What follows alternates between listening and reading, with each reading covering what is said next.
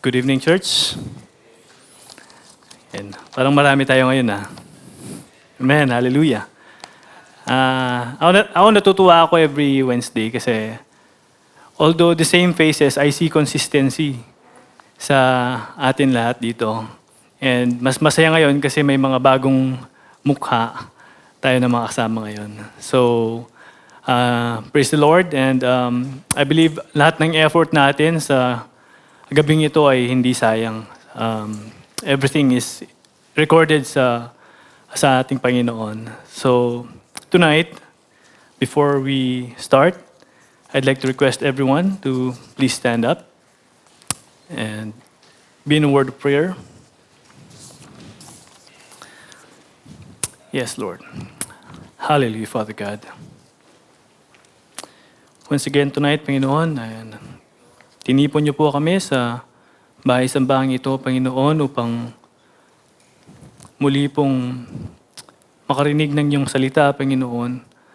Lord, maraming salamat, Panginoon, sa opportunity na ito na binigay niyo sa amin, Panginoon, na free po kami na makapakinig at makapaghandog ng papuri sa inyo, pagsamba.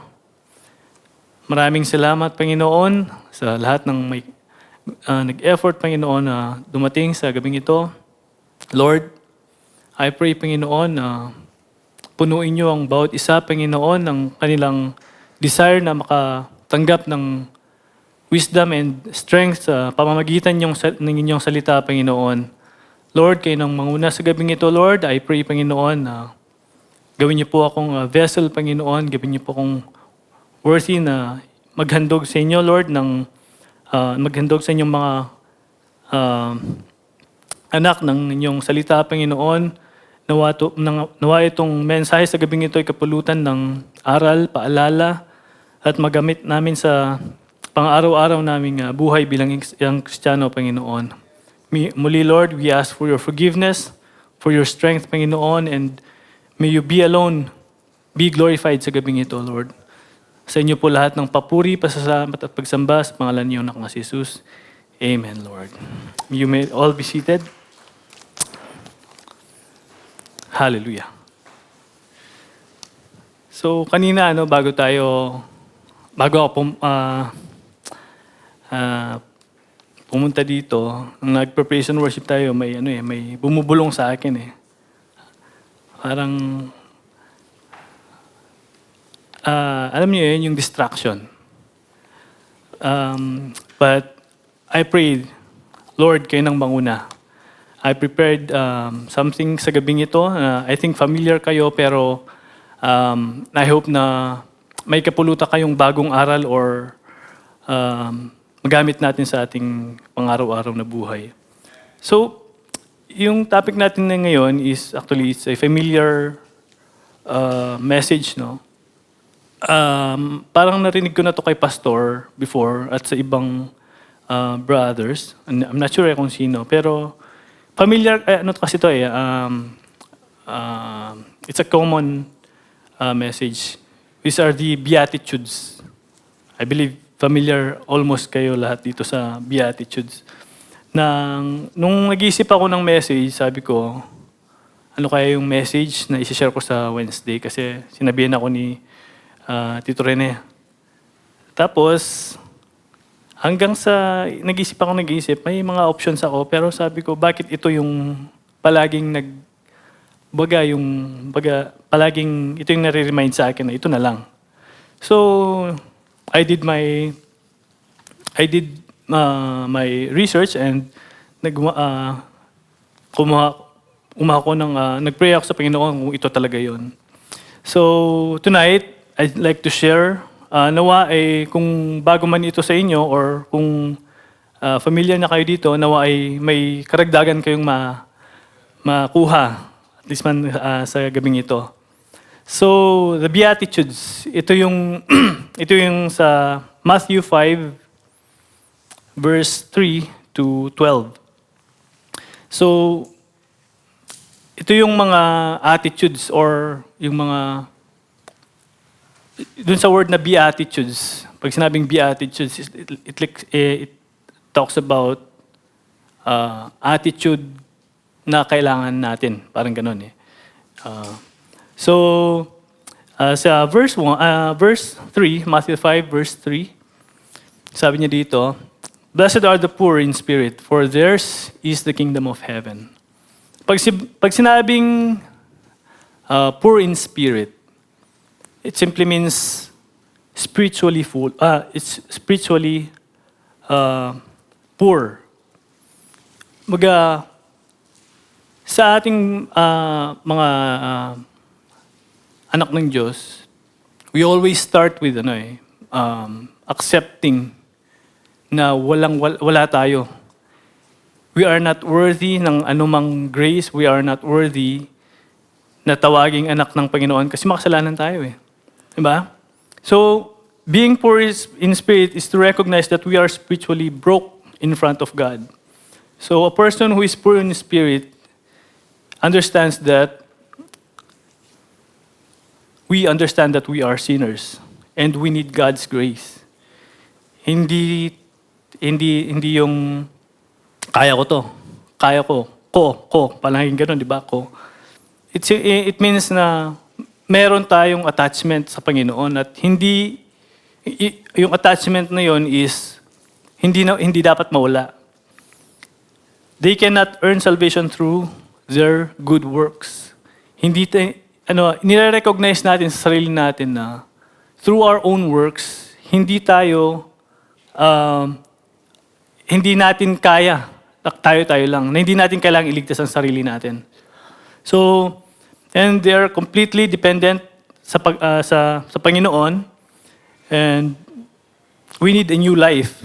Kasi yung old life natin is makamundo eh. So being a Christian, pag pumasok ka sa presensya ng Panginoon, being a Christian is living your old life. And the first step toward that relationship with God is admitting na kailangan natin siya. Without that, ito yung pinakaunang step eh. Kunwari ano bang magandang example?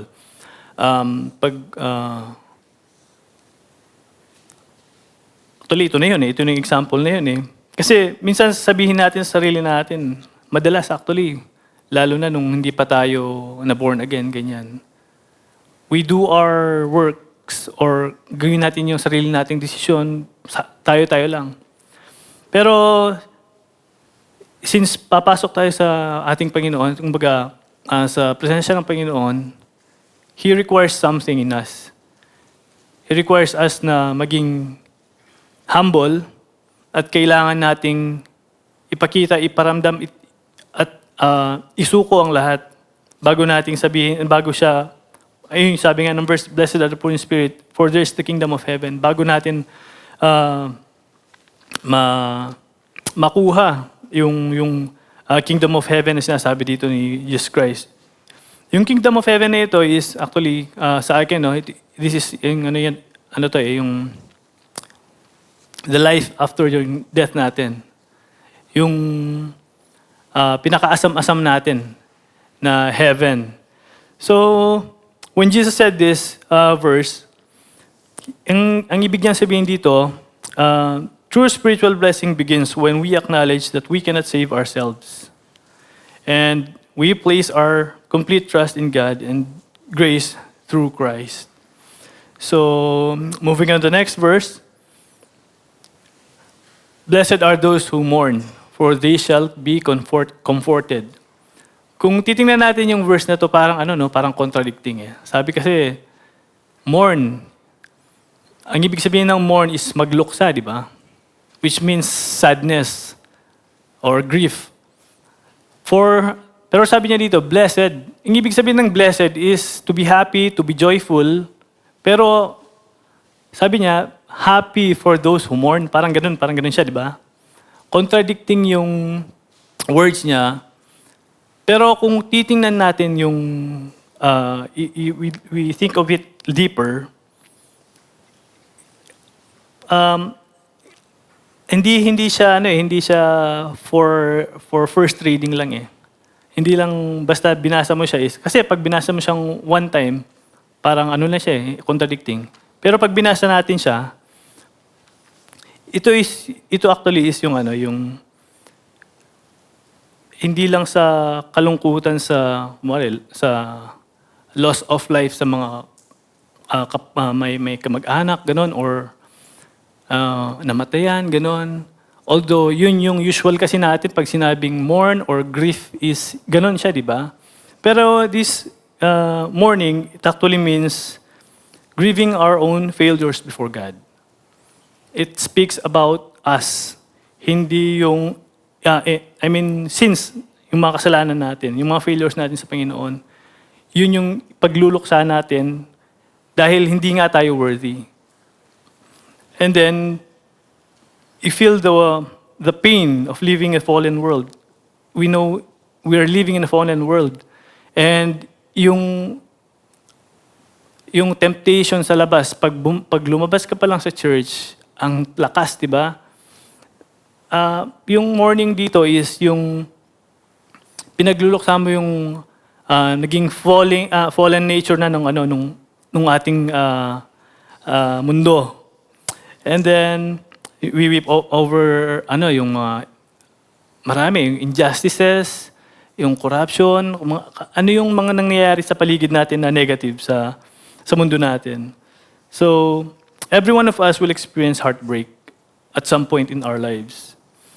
And when that happens, we have a choice. It's either to accept natin yung comfort ng ating Panginoon or to reject it. So, our suffering can either make us better or bitter. So, if we turn away from God, our grief can overwhelm us. But if we turn to Him and pour out our hearts in prayer, we will experience His comforting presence and the peace that surpasses all understanding. So, for the next verse, it's, "Blessed are the meek, for they shall inherit the earth." What is meek sa atin sa lingwaheng Tagalog or Filipino? It is maamo, maamo or mababang loob or lowly or hindi lonely lowly. Gentle, parang yan. Yun. So, minsan naisip natin yung being meek is weakness, no? Kasi parang okay na lang, parang okay po, sige po, ganun siya, no? Parang dahil nakikita mo siyang ganyan na low-key lang, parang feeling mo mahina siya, no? Kasi aminin natin sa mga personalities, pagtingin mo pa lang, alam mo na may say, parang may authority, ganun, di ba? Pero yung being meek, like Moses, who is the meekest man, sabi ng Bible natin, no? It actually means giving God control over us. Binibigyan tayo ng Panginoon ng authority, but the authority comes from Him. So, in the Old Testament, si Moses, no, yung meekest man on earth, nasabi siyang meekest man kasi, yun nga, binigyan siya ng authority, but hindi niya ginamit ito para sa kanyang sarili lang. Never niya ginamit yon. Ang ginawa niya is nagpagamit siya in the authority of God. Sabi nito, being meek is not thinking too high of ourselves and not using our strength to influence or promote ourselves. So, parang sabi ko, yung being meek is super close siya to being humble. Yun yung pagka ko dito. Meek people see themselves as servants. Pag sinabing servant, yun nga, pag may sinabi, gagawin mo. But it doesn't mean you are weak. It just means na you respect the authority na binigay sa'yo at kailangan mong sundin yun. Ayan, so to be meek is to honestly accept both your strengths and weaknesses without trying to elevate yourself. So the next verse is, "Blessed are those who hunger and thirst for righteousness, for they will be filled." So righteousness refers to being in a relationship with God and living according to His standards. Pag sinabing standards, yung pamantayan. Pag sinabing standards kasi, walang choice kundi sundin yan. Which is, sa buhay natin bilang Kristiyano, medyo mahirap yan. Pero if we practice, I believe, magagawa natin to. So being righteous is being made right with God through faith in Jesus Christ. So ang ating Panginoon sa passage na to, pag ino-orient tayo kung paano dapat maging mabuhay bilang Kristiyano. Hindi, may hindi lang basta-basta yung isang buhay ng Kristiyano. May kailangan tayong sundin na standards, which is ibang-iba sa labas, sa mga tao sa labas. Sabi nga, di ba, you are a new creation kasi iba na yung dati mo dun sa ngayon mo. So, Jesus chose two strong human desires. Sabi niya dito, di ba? Hunger and thirst. Pag sinabing hunger, it is the desire to eat, or something na, hunger is something na drive to do something, or yun, drive. Or yung thirst, parang ganun din siya. Drive or motivation to do something, or sa thirst is in water naman yun. So, ginamit niya yung hunger and thirst to illustrate the kind of passion believers should have for righteousness. Dapat magkaroon tayo ng ganun na desire na mauhaw tayo sa righteousness ng ating Panginoon. So, just like a starving person, yun nga, parang mga pag nagugutom tayo, di ba, kailangan nating kumain. Gawin natin yon in the righteousness. Pag sisik tayo ng righteousness, parang ano natin yon, parang ang tawag dito, ganun din yung reaction or yung gawin nating drive. Dapat driven tayo for the righteousness of the Lord. So this beatitude teaches us that true happiness is found not in getting everything we want, but passionately seeking God and His righteousness. Those who long for Him above all else will discover that He alone can truly satisfy the deepest hunger of the human heart. So in the next verse, sabi dito, blessed are the merciful, for they will be shown mercy. When you say mercy, sabi dito, mercy is to show compassion and kindness to those who are in need. Awa, yan. Or habag. Suffering and those who wronged us. Ang hirap no? Bilang isang tao, natural na tao, and then you show mercy dun sa nagkamali sa'yo, ganon. It's a struggle bilang isang Kristiyano kasi you have to follow. May standard tayo, di ba? Kailangan mong makipag-ayos. So, you have to show mercy, and by showing mercy, you forgive those who offended you. You show compassion to the hurting, and you help those in need. And a merciful person is patient with the weaknesses and failures of others, and he desires to restore rather than punishment. So, being merciful is not easy. Amen. Kasi, mahirap ito kasi, aminin natin, our nature as a human being is hindi siya merciful Kaya tinuturuan tayo ng Panginoon. Tinuturuan tayo through these verses. And, tingnan niyo to, showing mercy is not always easy. Kasi, may kailangan kang gawin Kailangan mong patawarin yung someone na nanakit sa'yo. That's not easy. And being patient with difficult people, bilang Kristiyano, tayo ay prone sa mga ganito. Alam natin yung kalaban, lalo na sa pamilya natin, sa work. Minsan may kinaiinisan na tayo, may mga pero you have to show mercy. Ang hirap, di ba? Yung, kasi minsan, ginagawa mo na yung part mo, pero, baga, walang positive na nangyayari. Parang napupush ka na may gawin ka na out of this, hindi na siya merciful. So, ang mahirap gawin itong verse na to, pero we have to do it. It's part of being a Christian to show mercy. And sabi nga, di ba, pinatawad nga tayo ng Panginoon eh. Ikaw pa kaya?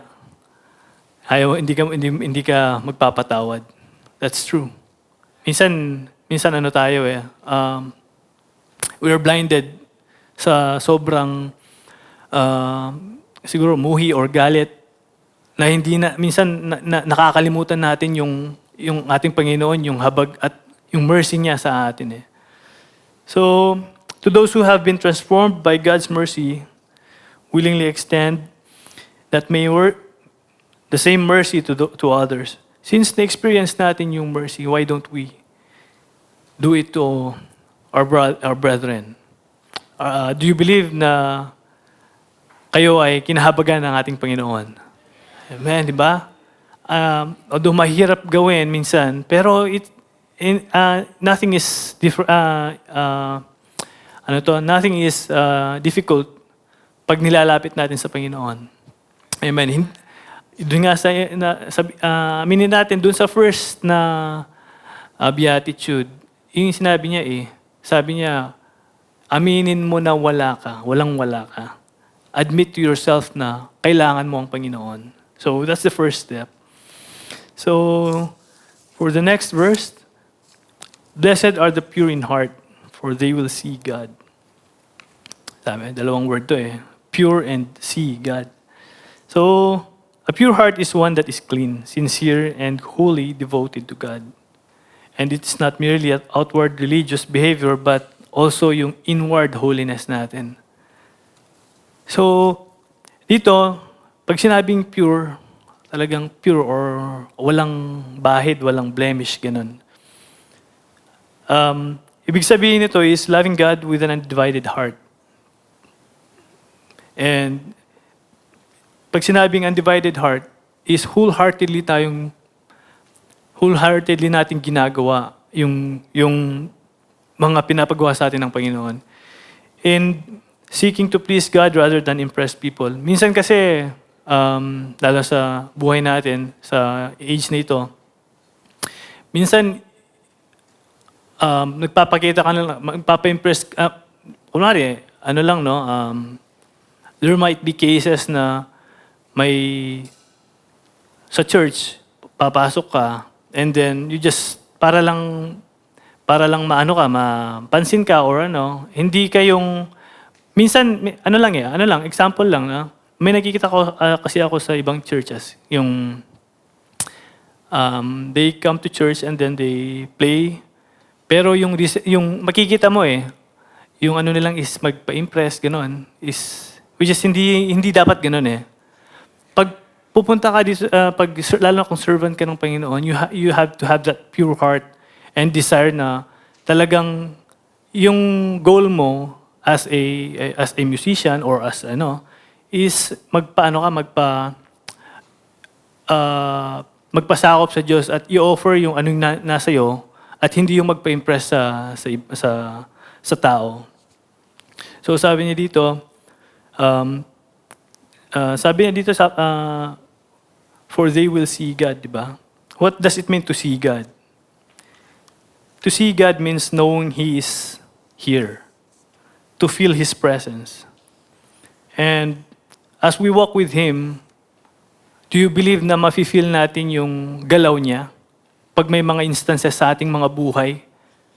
Kuwari, dati, wala tayo sa church, and then you started the walk being a Christian. If you're really following and sinusundan natin yung yapak ng ating Panginoong Hesus Kristo, I believe mafe-feel natin once at some point of our time na may mga decisions tayo na muntik na tayong nagkamali. Pero dahil sa gabay ng ating Panginoon, hindi tayo nagkamali doon.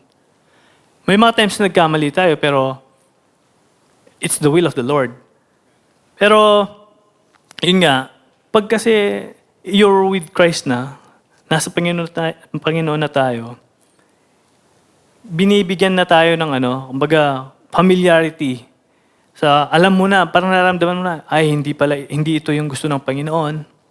Parang, that's the meaning of to see God. It's to experience Him and to, mafe-feel mo na ginagabayan ka talaga ng Panginoon sa lahat ng mga decision na ginagawa mo.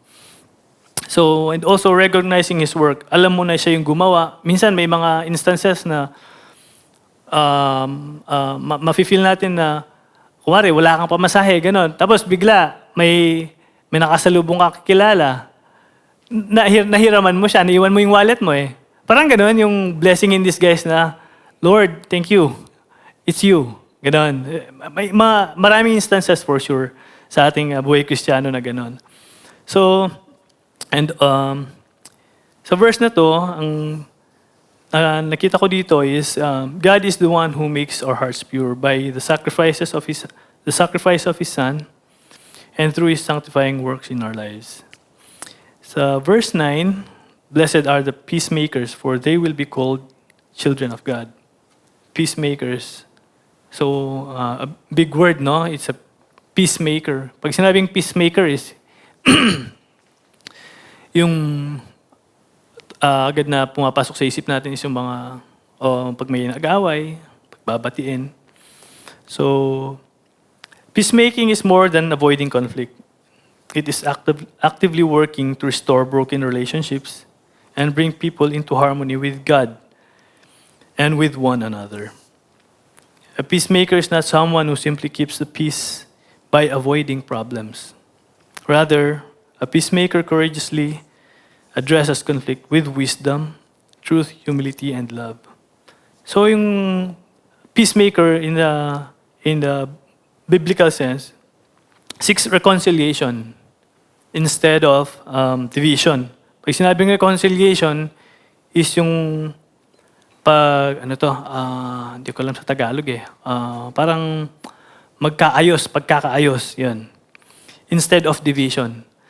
So, another is they forgive. Peacemakers forgive instead of seeking revenge. Diba? Peacemakers, no? Pag sinabing peacemaker pala, it just does not require peacemaker ka, pero it requires you to forgive. Ibig sabihin, kailangan may forgiving heart ka rin. Kasi ikaw yung makikipag-peace eh. Kailangan may forgiving heart ka instead na you seek revenge. Baga, intindihin mo na lang sila and ipasa Diyos mo na lang, ganyan. Listen before judging. Peacemakers listen before they judge. Hindi yung nagsasalita ka pa lang, nagre-ready ka na, yung kausap mo, nagre-ready na ng rebuttal, gano'n, yung isasagot niya. Dapat, pag peacemaker daw, you listen. You listen, and you do not judge, before you judge. Kasi, pakikinggan mo, kasi, two-way kasi yung communication eh. It's, kaya nga binigyan tayo ng dalawang, tenga, and one mouth. It's to listen more and to talk less. So, a peacemaker speaks in truth and love. Peacemaker, hindi siya yung harsh magsalita. Hindi siya yung, sabihin natin, gentle in the sense na iniintindi niya yung with love yung pag-approach niya sa mga tao. So, ang peacemaker is not an easy job or thing to do. Diba? Because it requires humility instead of pride. Ang hirap, no? Well, ganun talaga. May hirap yung mga nature kasi natin yung pride eh. But through these words and guidance sa ating Bible, we are being guided na kung ano yung dapat pangontra natin dun sa mga negative attitudes natin. Ganun. So, di ba, may hirap siya kasi forgiveness instead of resentment and patience instead of anger. Yung kabaligtad nung sinabi natin kanina. So, when God fills our heart with His peace, we naturally bring peace to people around us. Di ba? Pag nag-reflect yung pagiging peacemaker natin, mararamdaman yung ng nasa paligid natin, mga tao. So, on the next verse, ito na yung ating final beatitude. So, blessed are those who are persecuted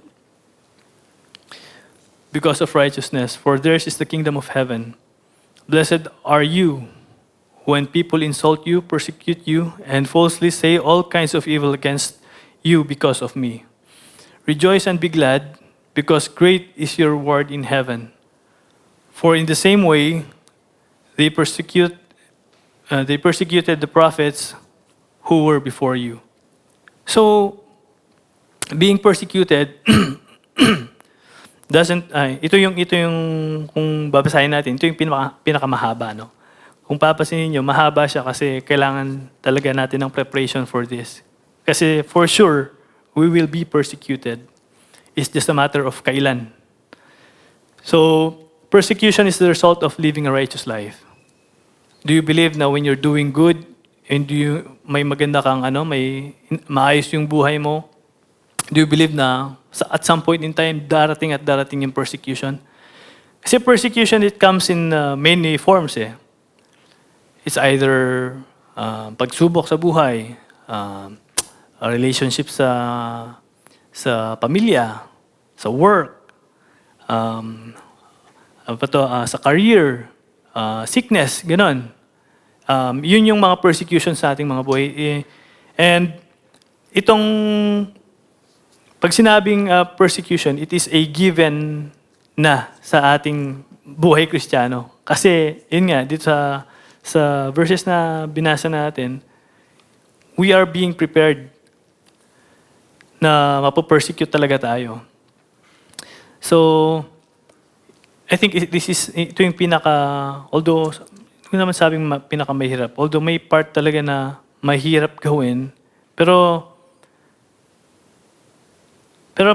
pag kasi naisip lang natin siya at hindi natin sinasali sa equation ang ating Panginoon, mahirap talaga siya. Mahirap siyang gawin. Yung tingin mo ginagawa mo naman yung tama, but despite that is may masasabi pa rin. Tingin mo is wala naman dapat problema pero biglang nagkakaproblema. So, given yon sa buhay natin bilang Kristiyano. So, sabi niya dito na ang hirap ng verse na to kasi sabi niya, parang sinasabi niya na maging happy ka pag pina-persecute ka. Diba? Parang be happy when you are mistreated. Ang hirap. Contradicting yung mga verses na to actually. Pero when you look and intindihin natin yung kung ano yung gustong iparating ng ating Panginoon, yung basta't ilagay natin sa equation ng ating Panginoon, yun na yun. Okay, so this final beatitude teaches us to be faithful followers of Christ. We should expect opposition, but we do not need to fear it because we have God. And true blessings is not found in avoiding hardship, but in remaining faithful to our Lord Jesus Christ.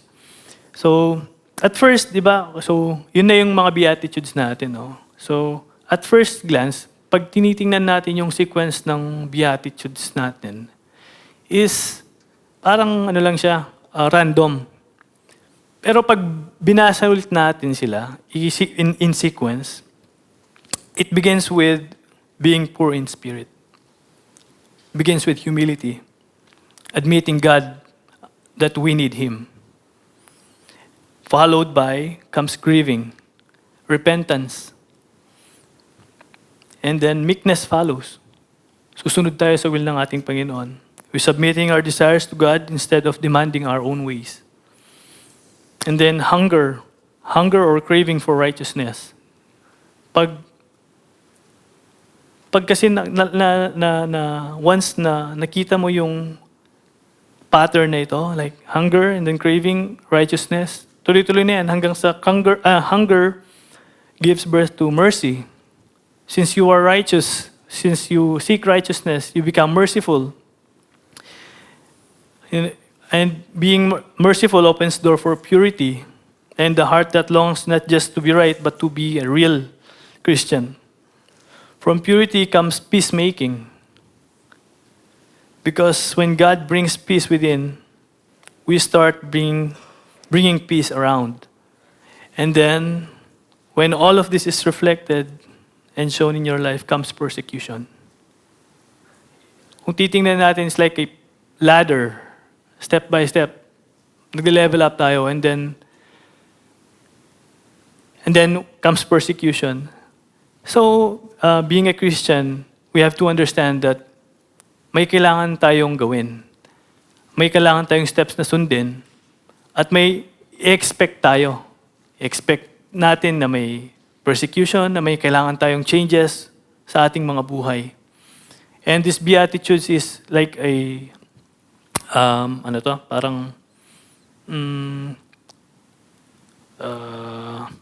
do you call this? Step by step na pwede nating sundin, gawin, to be transformed in a real Christian.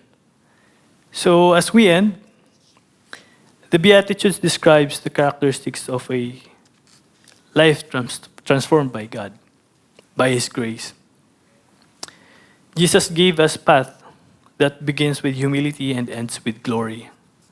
Ito yung path na sinabi natin kanina, yung lahat ng steps na kailangan nating daanan sa Beatitudes.